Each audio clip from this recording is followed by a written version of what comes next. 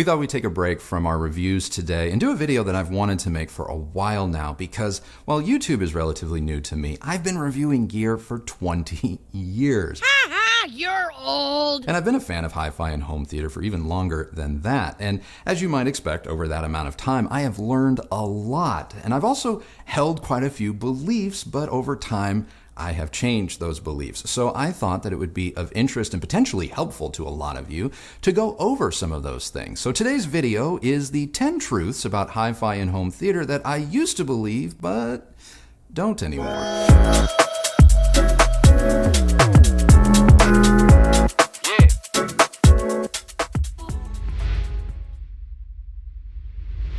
You guys have long asked me to make a video about cables, and if I did, I gotta tell you, it would be a short one. And here goes. I used to think cables mattered. More specifically, I used to believe that high-end cables mattered, and that if you had high-end cables, they would bring about this notable, dramatic change to your system. I believed in it so much that at one point, the total cost of the cables in my system was equal to that of a small car. Now, I'm not saying that to brag, I'm not proud of it, because at the peak of my belief, I actually purchased a $5,000 HDMI cable believing that it would somehow result in a clearer, sharper image. Are you stupid or something? So what changed? Well, the housing crash forced me to downsize and with it sell off a lot of these higher priced cables. Obviously, I had to replace them with something, so I opted for just generic copper cables and interconnects. And well, guess what? There was no real or appreciable change. Nothing, not one change. Since then, I have not spent more than, say, I don't know, about 20 bucks on a new cable. I still have several mid-level cables from Transparent that I didn't sell off, and I use them to this day, but I'm not going to try and convince you or say that they're superior to my homemade 12-gauge OFC copper speaker cables that I routinely make for about $1 a foot. I will admit, some higher-end cables look nicer, and if I bought any today, it would be purely for cosmetic reasons. How you doing, Kimber? But I know they sound largely the same as my homebrew cables, so unless you're really just a stickler for aesthetics, roll your own.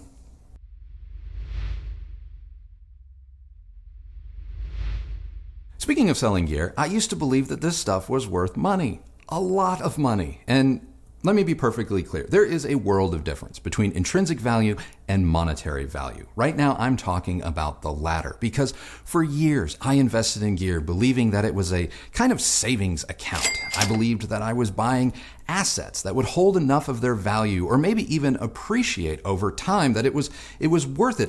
It was justifying me to spend more money on higher end gear over, say, entry level stuff. Man, you are one pathetic loser. Sure, you do get more for higher end gear on the used market than, say, entry level, but you also spent more acquiring it. And when you weigh the averages, they come out about the same in the end.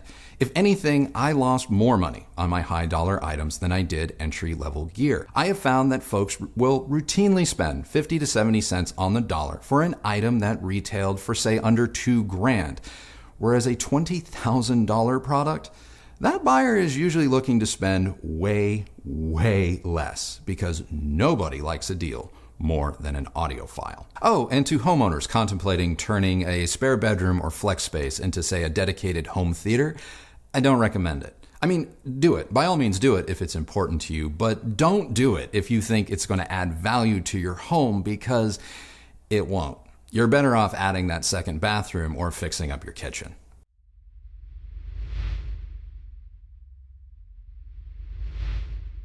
Now here's one that I wish I had learned sooner rather than later, and that is that I used to believe that if I bought high-end gear that would somehow make me an audiophile. And you know the type of gear I'm talking about. You know, the stuff from brands that routinely grace the covers of magazines and garner all the awards and editor accolades.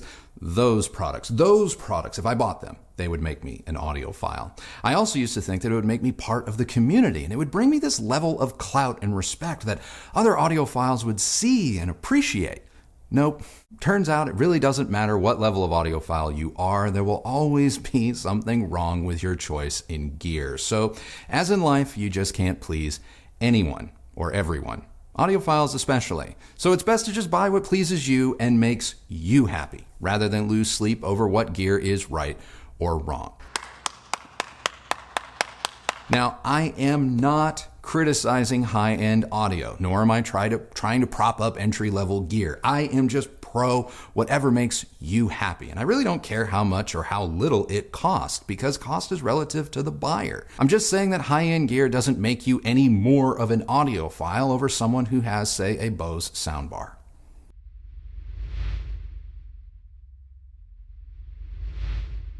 I don't think you're ready for this one, or you're not going to believe me, but yeah, I used to believe that specs mattered.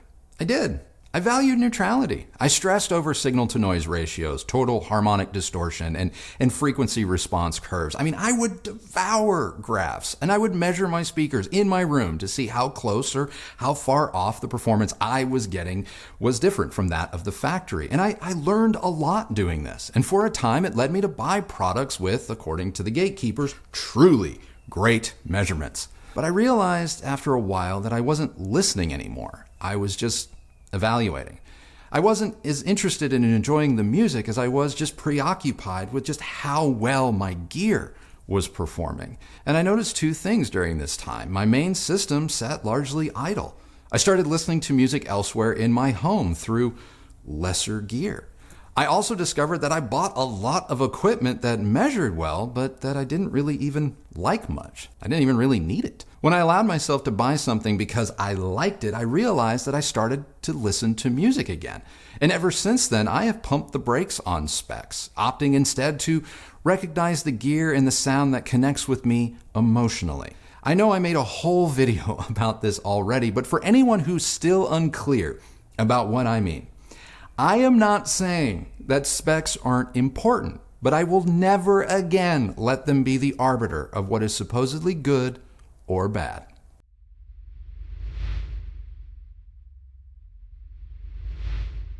Yeah, I used to be that guy.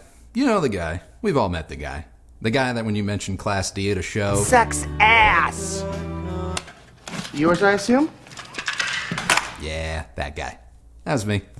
I used to think Class D sucked, and I would never miss an opportunity to tell you, your friends, your mom about, well, my truth. So what changed? What changed is I actually listened to a Class D amp, Bel Canto something or other. I can't keep it straight. But when I listened to it, I shut my trap about Class D because that amp sounded damn good. And that experience taught me a very valuable lesson about myself, and that is I am a far better human being than a parrot.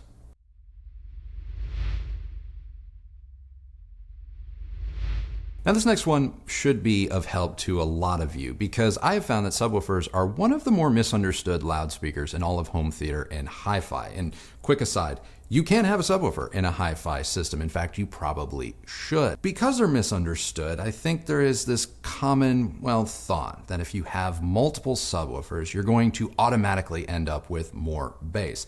And the reason I think a lot of you believe that is because I actually held that belief once upon a time. And at one point, I had 3 or 4 subwoofers in my system. The problem was, as I quickly discovered with the help of a friend, that all of my subwoofers past the first one were actually starting to rob my system of bass. Where's my money?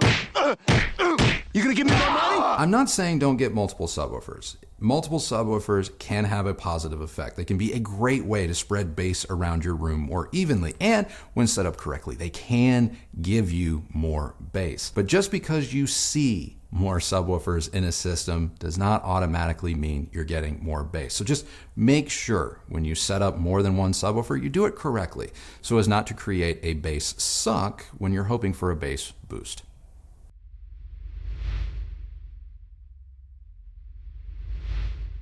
Here's one you might have a difficult time believing. I used to think that pro audio gear wasn't able to be used in a hi-fi system. I actually thought that pro audio amplifiers were somehow inferior to their high-end counterparts, despite often having 10 times the power at 1/10 the price. And I held this belief based solely on one simple fact. I had never heard a pro audio amplifier. So I never heard one, never put one in my own system, and thus never came to my own conclusion.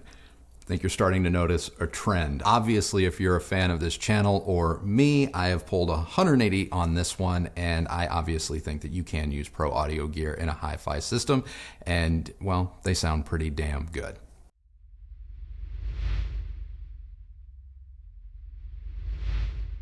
And speaking of professionals, I used to believe that musicians just had to be audiophiles.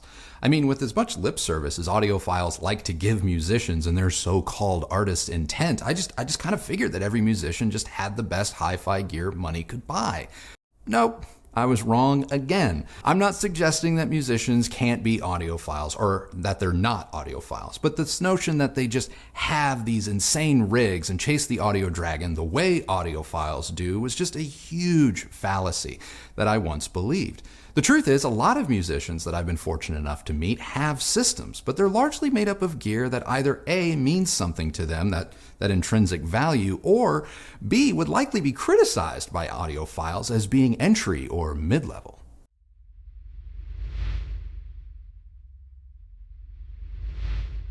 All right, this one's probably going to sting a little, but I used to believe that break-in was real. Now, I am not saying that a product doesn't need time to warm up or get loose. I'm not talking about that. I'm talking about break-in. You know, break-in. As in, this product requires a full trip around the sun in order to perform at the level our marketing materials have made you believe. You sit on a throne of lies. That break-in. I'm okay with an amp needing a few minutes to come to temperature or a speaker needing a track or two to get loose after sitting for maybe a week or so, but hundreds upon hundreds of hours? Get the out of here. Now don't feel bad, because this is how much I believed in break-in. I had an entire separate system in another room in my house just for breaking in components. Yep, that's how far and how much I believed in break-in. I would put components into this system and I would play the radio or CDs on loop for hours on end while I went to work. And I would do this for days. I would do this for weeks. I even did it for a full month, because that is what the manufacturer told me their product required. And you know what it got me? A higher electric bill. That's what it got me. How did the speaker or amp sound? Great, I guess. It sounded exactly the same, to be honest with you, because I don't even know if I would have been able to tell the difference, because I locked the speaker or the amp away in a closet for a month. So, yeah, break-in is bull.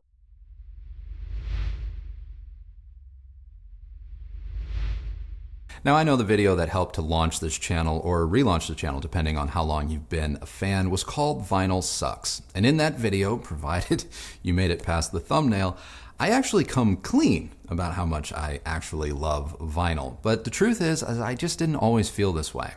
Around the time that we all kind of collectively became obsessed with file formats and just how many songs we could fit on a NAS drive, I was very much opposed to vinyl. I sold off almost all of my collection and my turntable, which was a Lynn Sondek. I know, I am dumb. But I was all in with digital because, after all, digital is better, right? Well, I'm not going to argue that digital doesn't have its advantages, and quality, or consistent quality, is among them. But in time, I just learned that I really love the act of listening to vinyl records. Similar to my change of heart with respect to specs. I got back into vinyl not because it was superior. I just connected with it on a different level. And I don't pretend to be the world's foremost expert on vinyl, or any hi-fi topic for that matter. I just know what I like. And at the end of the day, the best format, the best speaker, the best amp, CD player, I mean, frankly, anything, is the one that you like and the one that gets used. So those are my 10 hi-fi and home theater truths that I used to believe but don't anymore. And I'm going to want to hear all about yours. But before we get to that, I'm curious if there is anything that KRISTI used to believe that she doesn't anymore. Well, the one thing I am really actually grateful for is that prior to meeting you, I didn't really hold any particular beliefs when it came to hi-fi or home theater. So I've ruined you. No, you haven't ruined me. When I say I'm grateful, I mean that I realize that I possess a certain naivete when it comes to what's expected of being so-called audiophile. Okay. You know, because before we met, I wasn't focused on anything more than just listening to the music or watching my favorite movie. Right. And, you know, like I did that predominantly either through my computer speakers or through that, you know, pretty awful soundbar that I know now that we had. But it didn't bother me. Right. It did the job for me. And I love that one of the things that I think you try to really reinforce for people on this channel is that is okay. Yeah. That the idea that whatever makes you happy, whatever the sound of your system, what is, how can I possibly? The only person who has to like this. I've forgotten the phrase. The only person that has to like the sound of your system is you. Yeah. You drive that home in every single video. And that is something that I feel I've always had. And I don't think that's really changed over time. Now, am I more informed? Do I have a better understanding about what makes something good or bad? Sure. Yeah, and I mean, you can appreciate a better quality. I know there is an endless number of ways to have a good time when it comes to audio and home theater. Right. I didn't maybe realize there was so many before, but I can say, you can have a pair of $18,000 speakers and they can just blow your mind. But there's also a setup worth, not even like a fraction of that and be just as happy. Oh, absolutely. Absolutely. So, I mean, that's one of the things that I really try to hold on to. That I try to hold on to that naivete because I want to be as open to something as I possibly can be. And going back to being grateful, that I really didn't have any like real beliefs or expectations when I got into this. I say that because I see a lot of people in the hobby.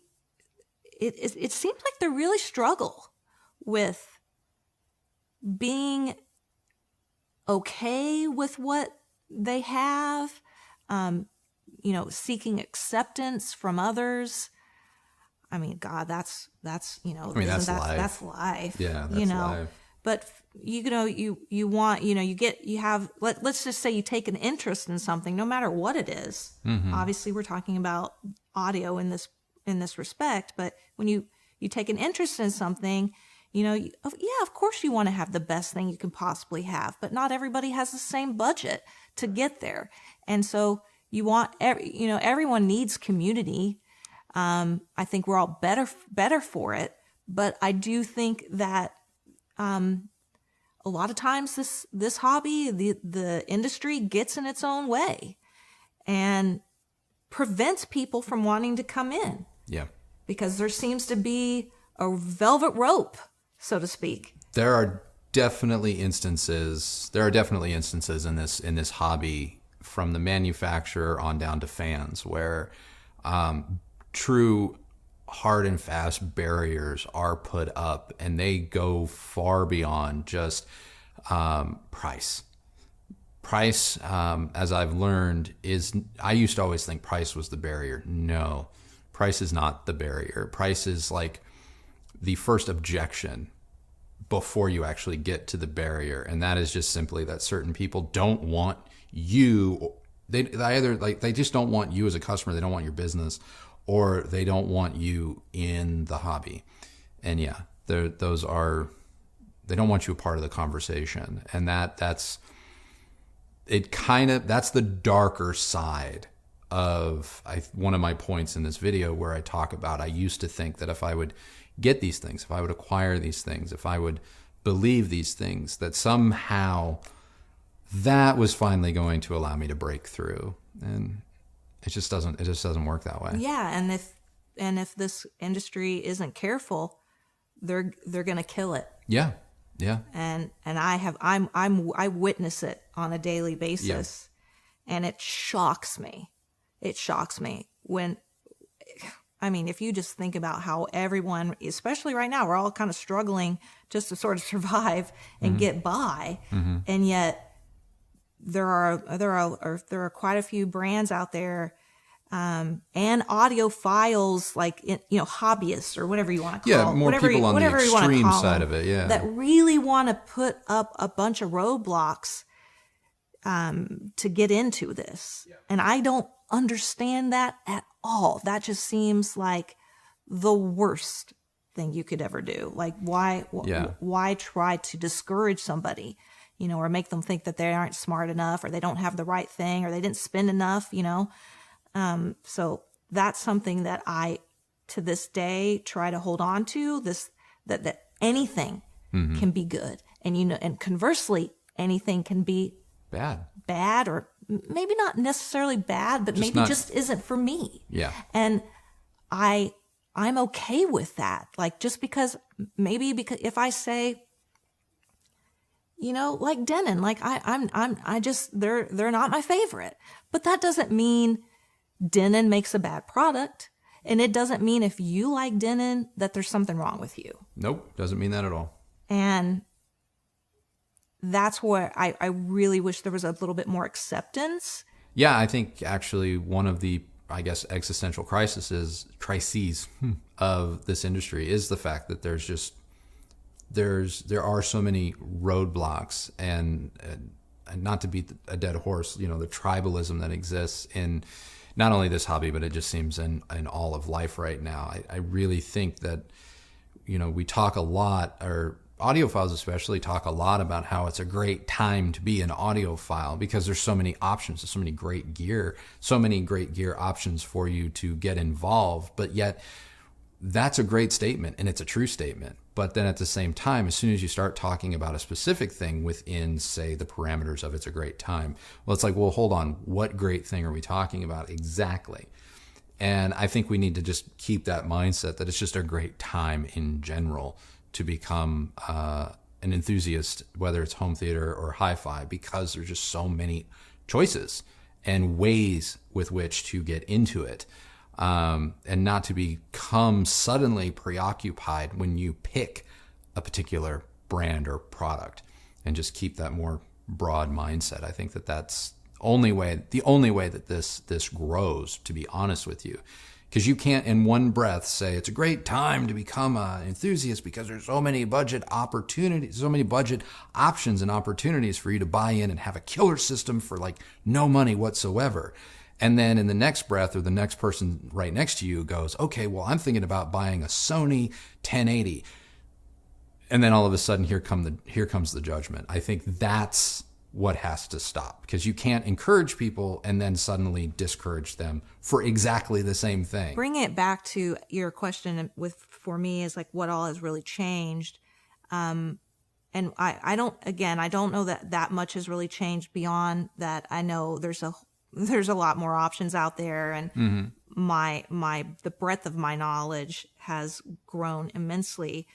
But I try really hard to not let all of those things influence the end goal, right? And that is just to enjoy the music or the movie and have fun and live with it, rather than it taking over my life, right, so to speak. And always remembering that I am completely okay being happy with something, what someone else might think is less than, versus needing the best of the best of the best. And when somebody wants to know, well, what do you think, or what would you get?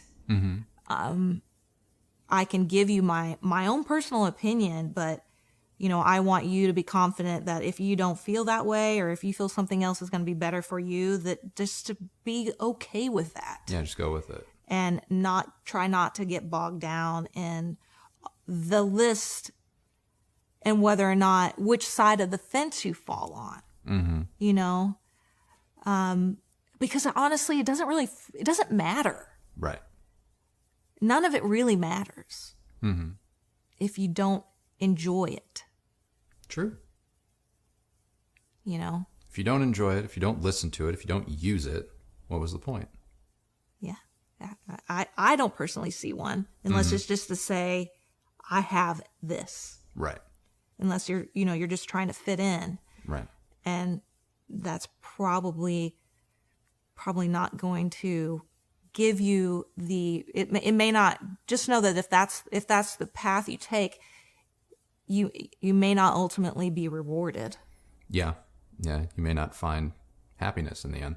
So that's it. That is our video of the 10 hi-fi and home theater truths that we used to believe, but we don't anymore. And now it's your turn. Down in the comments, our question of the day is, what beliefs did you used to have that maybe you don't have anymore? Or maybe you just don't put as much stock in them anymore. You maybe can still believe them a little bit, maybe not as much as you used to. Let us know down in the comments below. If you like this video, please do give it a thumbs up, like, and subscribe. Ring that bell so that you're notified when new videos come out. If you use any of the links that KRISTI left for you down below, know that that is a great way that you have continued to show your support for this channel and the work that we do here, and we thank you very much. Obviously, there's new merch. We are slowly rolling out new merch. This is one of the first few designs to come out, but you don't have to be all in the Specs Don't Matter camp. We have something for everyone, including a Specs Matter shirt. So check it out in the store. Follow me on Instagram at Recovering Audiophile, and I think that's it. So remember, the only person who has to like the sound of your system is you. So happy listening, everybody. Thank you so much for watching, and we'll see you on the next video. Bye.